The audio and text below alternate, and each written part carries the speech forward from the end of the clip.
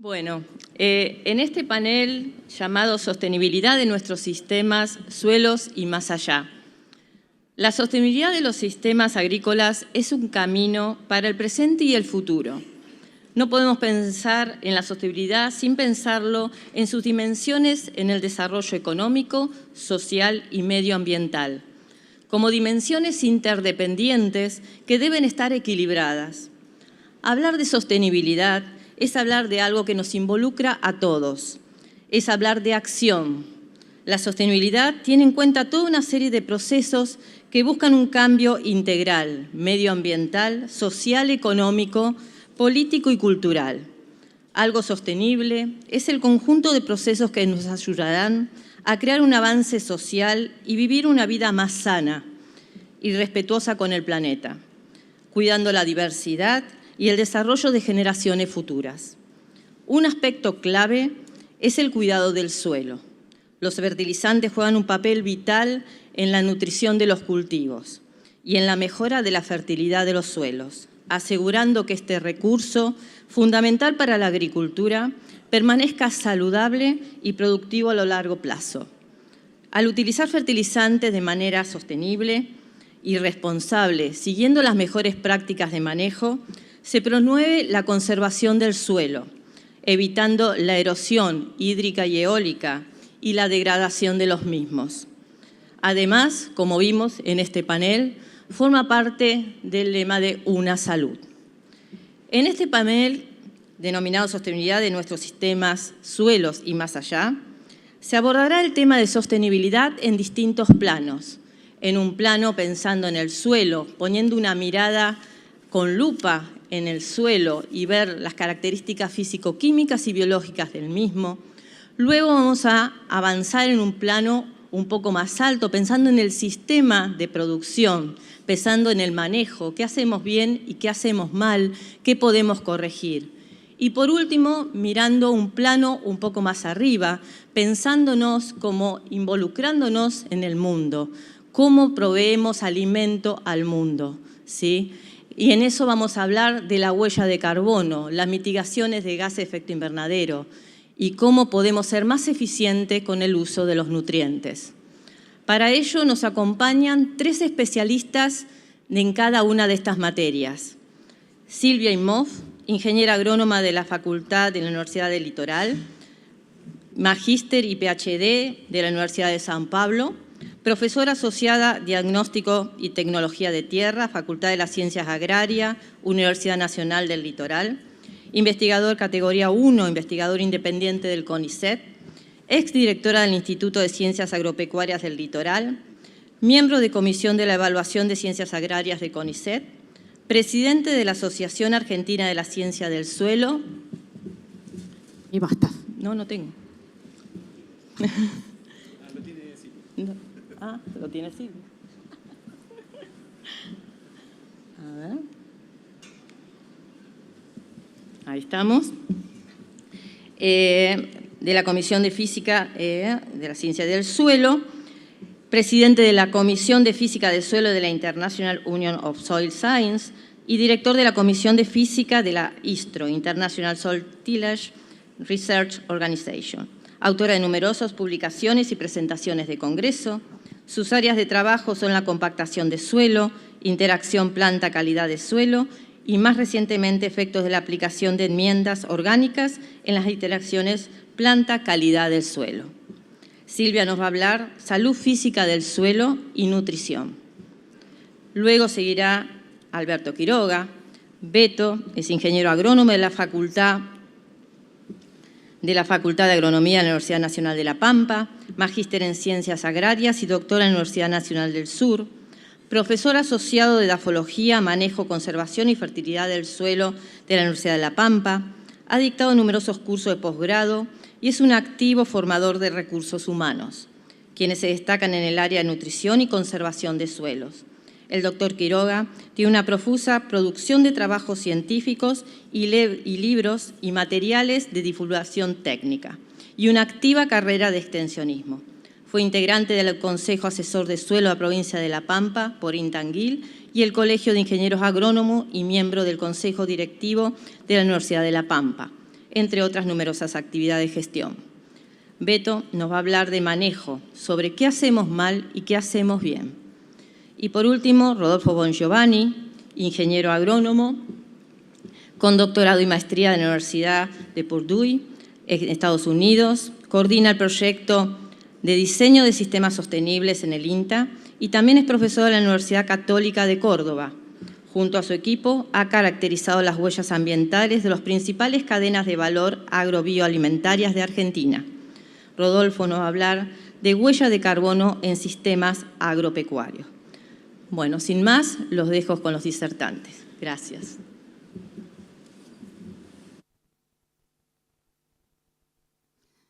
Bueno, ¿se escucha? En primer lugar, buenas tardes a todos. Mis gracias a Fertilizar por la invitación que, bueno, me permite hoy contarles un poquito de lo que nosotros hacemos. Salud física del suelo, que es lo que me pidieron a mí que les viniera a contar un poco. ¿Cómo la define el USDA, el NRCS? Y nos dice que es la capacidad continua del suelo para funcionar, ¿sí?, como un ecosistema vivo, que sustenta a plantas, animales y los seres humanos. O sea, que sustenta la vida en nuestro planeta. Si uno mira esta definición, vemos que se puede aplicar tanto a la salud física como a la fertilidad química, a la fertilidad biológica, es decir, a todas las áreas que componen y que hasta ahora se viene mencionando desde la mañana lo que es la salud del suelo. Si hacemos un zoom a un perfil, vamos a ver que el suelo se compone básicamente de 3 fases. La fase sólida, que son minerales y materia orgánica, y la fase porosa, que contiene agua y aire. Pero si hacemos un zoom más cercano, vamos a ver que en la fase sólida tenemos absorbidos, pegaditos, los nutrientes necesarios para las plantas y también están pegaditos toda la materia orgánica del suelo, formando los coloides, organominerales, y esa materia orgánica también tiene los diferentes nutrientes que las plantas necesitan. Ahora, para que estén disponibles para las plantas necesitamos que esos nutrientes, como bien se mencionó esta mañana, pasen a la solución del suelo, que es de donde la planta lo toma. Sin embargo, la planta para crecer también necesita de un espacio con poro vacío, que en realidad no están vacíos, tienen aire, que son los huecos por donde va a crecer y donde va a tomar el oxígeno. Entonces, cuando hablamos de física, ¿podemos separarla del resto de las cosas? Yo quiero que presten atención a esta figura, que es una figura que yo adapté a partir de un autor de hace muchos años, que es Lettey, que se preguntó justamente cómo afectan el suelo el crecimiento de las plantas. Y partíamos, en definitiva, de que en el suelo tenemos la parte sólida, que tiene materia orgánica y textura, o sea, mayormente arena, limo, arcilla, que esos son los encargados que nos van a dar lugar a la estructura. Esa estructura del suelo es cómo se acomodan todas las partículas. Ahora bien, dependiente de esa estructura, ¿qué es lo que nosotros podemos medir? Que es la densidad del suelo, que nos va a indicar qué proporción de poros vamos a tener. Y ahí entonces vemos que tenemos una X cantidad o volumen de poros. Ahora, esos poros, ¿cómo actúan? Bien, esos poros nos están dando una parte con aire, que es lo que mencioné, y la otra parte nos van a determinar el contenido de agua y la energía con que el agua es retenida. ¿Por qué? Porque tenemos diferentes tamaños de poros.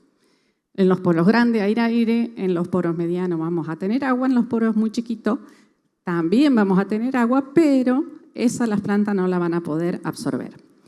Y acá quedan marcadas las 4 principales limitantes que tenemos en la parte física del suelo. La temperatura, el impedimento mecánico, que es la resistencia del suelo, de la matriz del suelo, a que las plantas puedan penetrar, el oxígeno, el agua y el potencial. Estos nos van a determinar, ¿sí? Sobre todo los últimos dos, contenido de agua y potencial, nos determinan el agua disponible. Que si están los nutrientes en la parte sólida, o sea, si lo tenemos allá abajo en la textura y en la materia orgánica, vamos a tener una buena dotación de nutrientes. Con el agua van a estar disponibles para las plantas. Sumado a los otros factores, si están en una cantidad adecuada, la planta va a poder absorber los nutrientes, desarrollar un buen sistema radicular y, como consecuencia, tener un buen crecimiento de la parte aérea y rendimiento. Entonces, esto sumado a todos los factores del ambiente, que ya se mencionó también. Entonces, yo quiero remarcar dónde tenemos la parte de nutrientes, que normalmente es lo que más miramos, y la cantidad de factores de física del suelo que impactan sobre el crecimiento. Entonces, no nos podemos olvidar de que es un sistema integral y que esa disponibilidad, los microorganismos, van a estar esos nutrientes disponibles en función de lo que los microorganismos transformen y disponibilicen. Tenemos las tres fases que tienen, yo diría, la misma importancia. ¿Cómo podemos ver esto? Bueno, si tenemos todo bárbaro, vamos a tener la foto de la izquierda arriba, ¿no? Gran cantidad de raíces, una estructura porosa, pero cuando se empieza el suelo a degradar, como bien decía Miguel, empezamos a ver, si hacemos una simple trinchera en el campo, ¿qué es lo que vamos a ver? Y empezamos a ver costras, empezamos a ver plantas con raíces deformadas, como la de alfalfa, empezamos a ver una X profundidad con muchas raíces y después nada. Bueno, los distintos tipos de estructura, pero para eso tenemos que ir con una pala al campo y abrir una trinchera. No solamente mirar la parte aérea de la planta. Y después tenemos una serie de indicadores que se pueden medir en el laboratorio, que ustedes todo esto ya los conocen. Hay un indicador que me pidieron que haga hincapié, que integra las variables que son las que afectan directamente el crecimiento de las plantas, que se denomina intervalo hídrico óptimo o en inglés Least Limiting Water Range. ¿Por qué integra? Y porque se mide la porosidad de aireación, se mide la humedad en capacidad de campo, se mide la humedad en el punto de marchitez permanente y se mide la resistencia a la penetración en capacidad de campo. Ese es el indicador. Sabemos que para que las plantas respiren correctamente y todos los microorganismos y macrofauna también necesitan de 10% para arriba más de porosidad de aireación. Y si la humedad que tenemos en el suelo, el rango entre capacidad de campo y punto de marchitez es lo más amplio posible, estamos bárbaro. Si el límite entre 2 y 3 megapascales, que es una limitante a partir de la cual las raíces empiezan a disminuir su crecimiento, está por abajo del punto de marchitez, ahí tenemos la condición óptima. Ahora, ¿qué nos pasa cuando los suelos se compactan? Cuando los suelos se compactan, la humedad en capacidad de campo se corre hacia la izquierda. Entonces ya no nos queda 10% de aire. En toda la pampa, lamentablemente, o en la mayor parte de la pampa de Buenos Aires un poquito para arriba, hoy, yo hablo bien de la provincia del centro norte y de Santa Fe y también de Córdoba, centro norte, estamos con valores de 6-7% de porosidad de aireación. ¿Sí? Por otro lado, tenemos que la resistencia empieza a limitar con una humedad que está por arriba del punto de marchitez. O sea, yo tengo agua en el suelo que la planta podría tomar, pero no lo puede hacer porque no puede crecer. ¿Sí? Entonces tenemos agua que está en la fase líquida, que puede tener nutrientes, pero la planta no llega porque el crecimiento se para. Y ahí entonces el agua que la planta va a poder disponer y los nutrientes que va a tener disponibles van a quedar limitados a un rango muy chico. Entonces, este indicador nos permite orientarnos de cuál es la limitante que está ejerciendo, digamos, su influencia negativa y orientarnos sobre lo que tenemos que hacer. Para redondear, ¿sí? Tenemos todos los macros, como bien notaron, los micros en la fase sólida, que tienen que pasar a la solución del suelo, pero si yo no tengo aire y poros grandes, ya empezamos a tener serias limitantes. Y porque en esos poros con aire no olvidemos que crecen raíces, microorganismos, macro, entonces, que hacen a la vida, a la salud del suelo. Entonces, tenemos que pensar esto como ya un sistema complejo. Hay numerosas prácticas de las cuales Beto va a hablar. Yo lo único que quiero hacer es contarle un poquito sobre un ensayo que estamos llevando nosotros ya hace 10 años, 2 ensayos, la verdad, de tránsito controlado de maquinaria.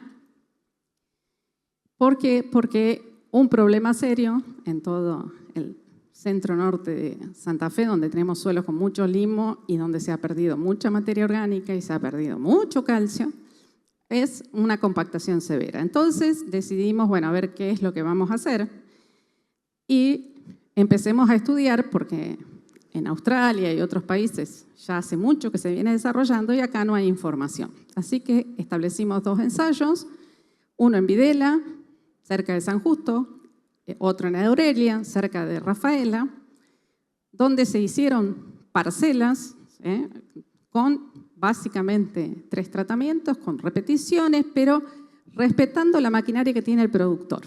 No se hizo ninguna adaptación, sino que se usaron la maquinaria que ellos tienen. En parcelones grandes, porque son los lotes, como se ven ahí en las fotos. Previo a instalar, como los lotes estaban realmente muy compactados, se pasó un paratil, porque estos lotes venían de más de 15 años de siembra directa, y descompactamos y establecimos las parcelas con 3 que voy a llamar como tratamiento cero, donde no se hizo nada, se arrancó con la siembra, a pasar por el mismo lugar, siempre sobre las mismas huellas. En el T1 compactamos un poco la huella desde el inicio para ver o simular qué es lo que pasa con los lotes que tienen un cierto nivel de compactación. Y en otros, en el tratamiento T2, compactamos un poco más aún. El problema que tenemos es que los lotes están transitados prácticamente en un 100%, entonces tenemos el suelo compactado y no percibimos las diferencias y no nos damos cuenta de lo que se pierde. Bueno, con este tipo de ensayo nosotros queríamos ver qué pasaba con la estructura entre las huellas y qué pasaba con esas huellas. Estos es el diseño para que vean que en un lugar trabajamos con casi 6 metros, en el otro con 9 metros de ancho, porque diferían las maquinarias, los tractores, la cosechadora. En un caso, ¿sí? Fíjense cómo cambian los colores, porque es lo que pisaba el tractor, lo que pisa la cosechadora, lo que pisa la sembradora. Y en la figura de abajo a la izquierda, ¿sí? Nos muestra cómo nosotros lo que hacíamos es siempre circular por una huella y las otras no coincidían bien. Bueno, porque no es el sistema de tránsito controlado 100% que tiene todo el mismo ancho de trocha. Así todo, en un caso se disminuye el área pisada 34% y en el otro a casi el 27%. O sea, tenemos la mayor proporción del lote sin pisar. ¿Qué nos muestran? Bueno, nos muestran que en rendimiento, de acuerdo, en las huellas que son las negras, fíjense cómo a medida que compactamos la huella el rendimiento decae, mientras que entre las huellas se mantiene más o menos estable. Lo mismo en maíz como en soja. En Videla pasa exactamente lo mismo. Estos resultados se los estoy mostrando como representativos, pero nosotros tenemos resultados de cada cultivo, porque previo a cada cultivo, después de cada cultivo, vamos y muestreamos. Esto en el caso de girasol, en Videla, esa diferencia de rendimiento de parte aérea, fuimos a evaluar raíces y nos encontramos justamente que en las huellas, en las más compactadas, en los primeros 0,10 centímetros teníamos el mayor desarrollo de las raíces. Para abajo era muy poco. Y con una biomasa de 950 kilos. Mientras que en las entrehuellas estábamos en 2.150 kilos de raíces. Y mucho más desarrollo en profundidad. ¿Qué nos dice esto? No avanza. Ahí está, ahí fue. Esto, como sacamos análisis químicos también, dijimos, bueno, a ver qué está pasando acá. No, aparentemente estábamos con una muy buena corrección de lo físico, pero ¿y lo químico? Bueno, no, teníamos una deficiencia de calcio muy grande, entonces dijimos, bueno, vamos a corregir, pero desde los 10 años para acá volvimos a siembra directa, no se tocó más el suelo. Bueno, ¿cómo buscamos corregir esto? Bueno, calcio con carbonato sabemos que es muy insoluble. Bueno, vamos a buscar una fuente que sea un poco más soluble. Y entonces dijimos, vamos a agregar este calcio en superficie para ver si se puede solubilizar, incorporar y qué cambio nos produce en el suelo.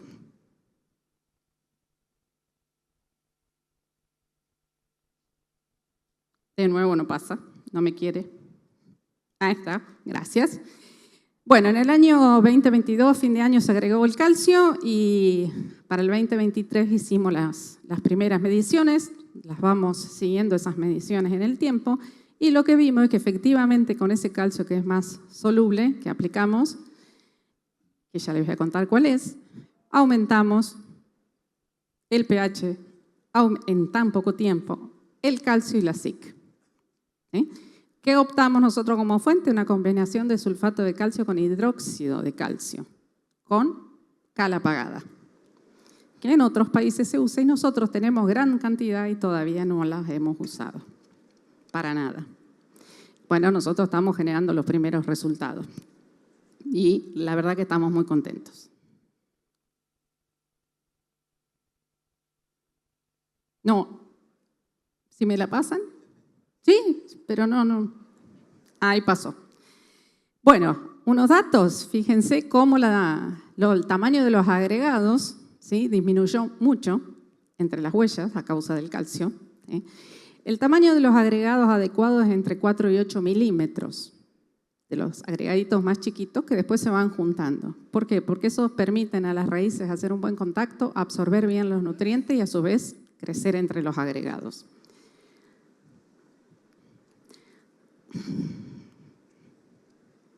Bueno, ahí, no. Ah, tener que cambiar la pila. Listo. Esto es rendimiento de maíz. Fíjense cómo, donde tengo calcio, tengo rendimientos más altos, ¿sí? En las 3 posiciones, sobre todo en la entrehuella. ¿Esto qué nos dice a nosotros? Que realmente cuando tenemos una deficiencia o una limitante en la física y no la corregimos, estamos bajando la eficiencia de uso del fertilizante, del corrector y viceversa. Si tenemos una deficiencia en alguno de los cationes o nutrientes, no vamos a lograr alto rendimiento. Y volvemos a lo que estuvimos diciendo antes. El stock de carbono que se midió en el 22 y en el 23 mostró que con el agregado de calcio, el gran desarrollo de raíces que hubo más nos permitió aumentar 500 kilos con un cultivo, lo cual a nosotros nos hizo abrir los ojos así. Se quiere decir que hay muy buena respuesta cuando uno combina la tecnología disponible. Tránsito controlado, todo el mundo tiene miedo, todo el mundo dice que no es factible. Bueno, las maquinarias, como les dije, uno puede hacer coincidir una huella. Las empresas están intentando ya hacer máquinas con ancho de trocha similares, afortunadamente en Argentina, con distintos tamaños de rueda, cuanto más ancha para una misma carga mejor. están adaptando todo lo que sea los chimangos para que puedan ir las tolvas encima de las huellas de la cosechadora. O sea, estamos avanzando, gracias a Dios, en todo esto. Y creo que una prueba de esa es un establecimiento muy grande que está en el sureste de Chaco, que tiene más de 6.000 hectáreas, gracias al, quiero mencionarlo, al ingeniero Besón y Repeto de acá de la Universidad de Rosario, de la Facultad de Ciencias Agrarias, tienen implementado un sistema de tránsito controlado como tal. Entonces creo que ya entramos en otra etapa donde vamos a empezar a ver esta tecnología que se va a desarrollar más ampliamente. Y para cerrar, no olvidarnos entonces que el suelo tiene 3 componentes fundamentales, que es lo sólido, la fertilidad física, la fertilidad química y la fertilidad biológica, que tienen que interactuar si queremos un suelo saludable.